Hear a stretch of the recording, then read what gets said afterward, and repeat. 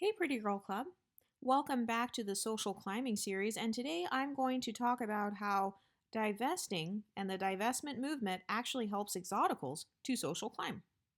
Divestors build the exotical pedestal whether they like it or not, because exoticals are women who either are mixed or they quote unquote look mixed because they benefit from an ism.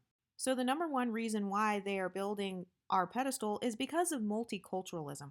Exoticals either are multicultural or we get stereotyped as being multicultural because of our appearance. So, even if you're like a light skinned monoracial black woman, people are going to stereotype you as looking multicultural. I know that there's really no such thing, but people in society will stereotype you. So, divestors, they also will create more exoticals by divesting and birthing mixed race children. So, if a black woman has a child with an Indian man, she's going to create a little Blindian exotical. And even if it's a black woman with a biracial man, they're still going to birth exotical, multi generationally mixed children, or they may birth like quote unquote light skinned children or that phenotype. So that is still helping us to social climb because they're building our community. Number three, divestment teaches multiculturalism and fluid identities. Remember when Chrissy said that she was dating a white man and a Hispanic man not too long ago on her channel? Okay, those are my communities. The white community is my community. The Hispanic community is my community. The black community is my community. So, a lot of people who make this divestment content, these are black women who are dying to get into communities that we have already been raised in, or they're dying to get into the communities of our immediate family members. So they're still actually giving us social status because divestors, like true divestors who really want to learn multiculturalism, they'd be attracted to channels like ours because we actually are multicultural and we promote that here in this space. We can't help. We really have no option but to be multicultural because we simply don't even fit in with one culture. We are not unambiguous. Unambiguous means that there's no argument about your phenotype, there's no argument about your cultural background. So if you are an exotical, by default, you're going to be stereotyped as multicultural anyway. So divestors are still playing into building our pedestal because they're building our community or they're trying to fight to get into our non-black communities that we have already had proximity to, whether it's based on our phenotype or based on our actual genotype, like being mixed race. Number four, every time unambiguous black women play with ambiguity, they are popularizing ambiguity.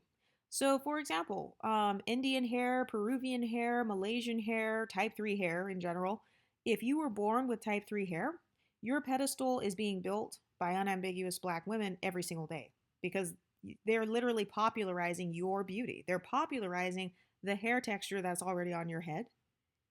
So it's a form of multiculturalism. So I'm never going to shame unambiguous black women for wearing weaves because by them wearing a weave, they're actually participating in multiculturalism. So if you have a quote unquote multicultural hair texture or a hair texture that is found in multiple cultures, then they are building your pedestal. They're building your social status. Every time somebody plays with their ambiguity and they look like your phenotype, they are popularizing your phenotype. This is why some unambiguous black women will say things like, oh, I'm not going to wear contacts. I'm only going to wear my natural hair. They're saying that because they're doing it as a humbling tactic to exoticals, or they think they are, because they're like, oh, I don't want any exotical woman to think that I want to look like her. Well, that's fine. I mean, society as a whole, not only is society going to look like me in the future, but most of the unambiguous community tries to look like an exotical every single day.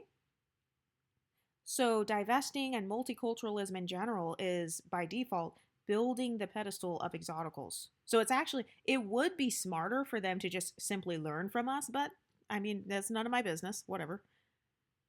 Number five. I think I'm on number five, trickle-down privilege.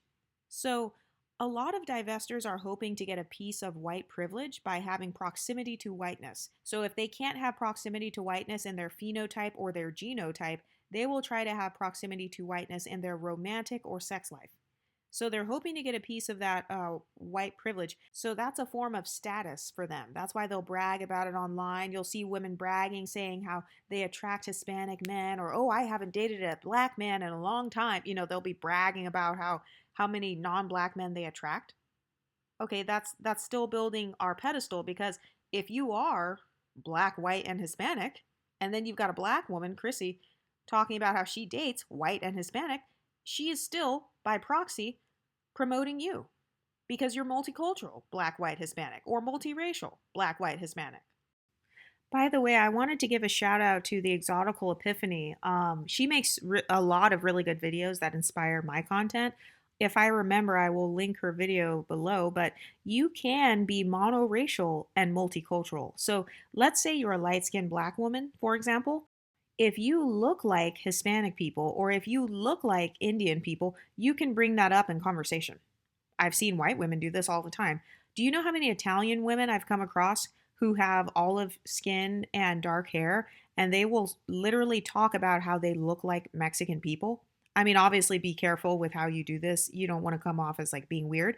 But that's something that you literally can bring up. I've done this myself. I've brought up my actual complexion in conversation. I've brought up my hair texture in conversation, or if you have freckles, like I brought that up in conversation before with people of other backgrounds who have similar features to you. So that's an example of being monoracial yet multicultural.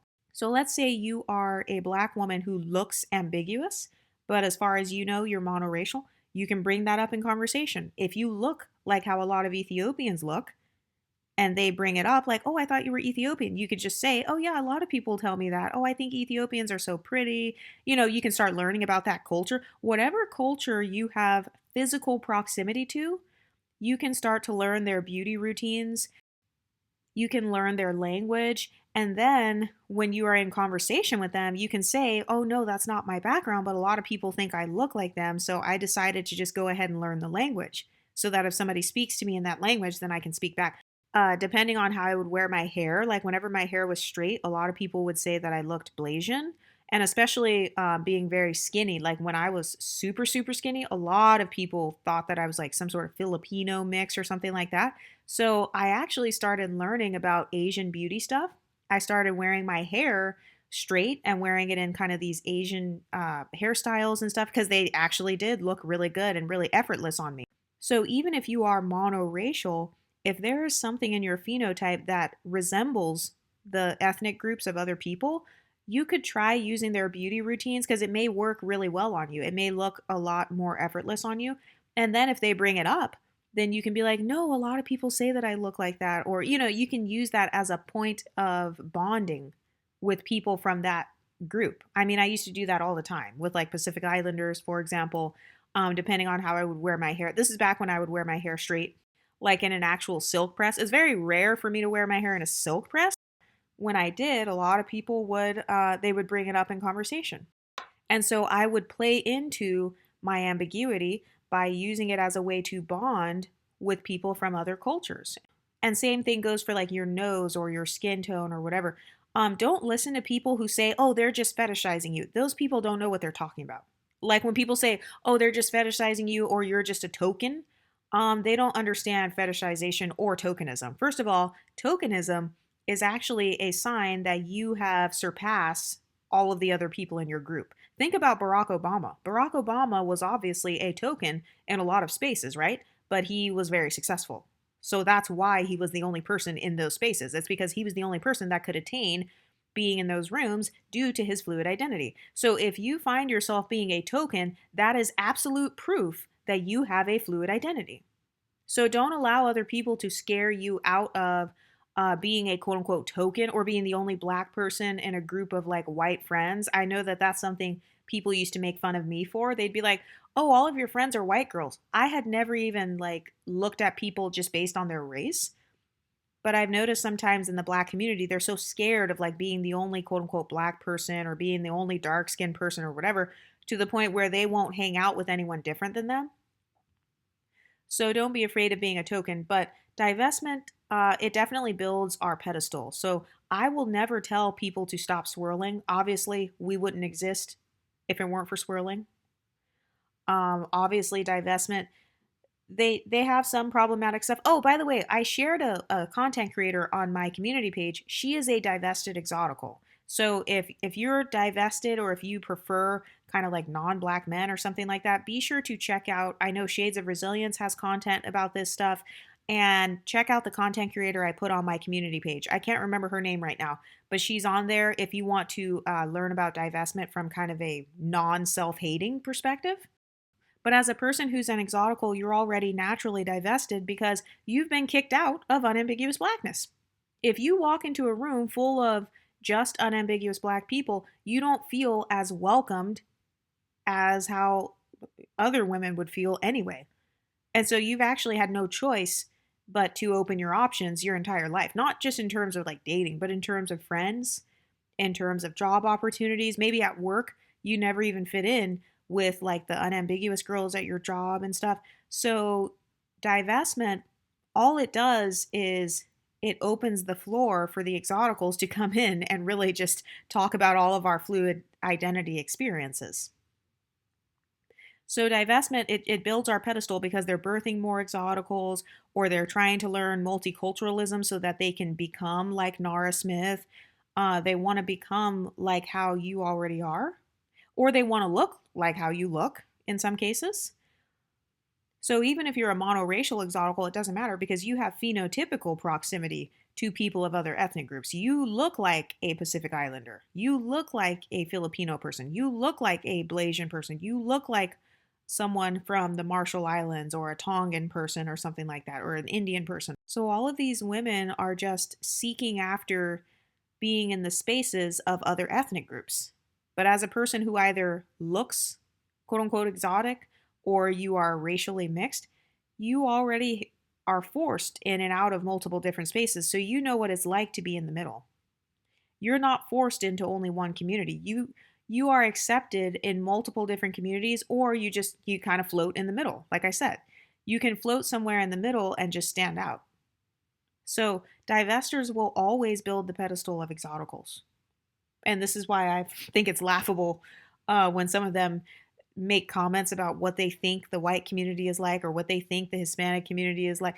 You would know as a multiracial person or as a person who grew up in those communities, you know whether or not those women's content is accurate.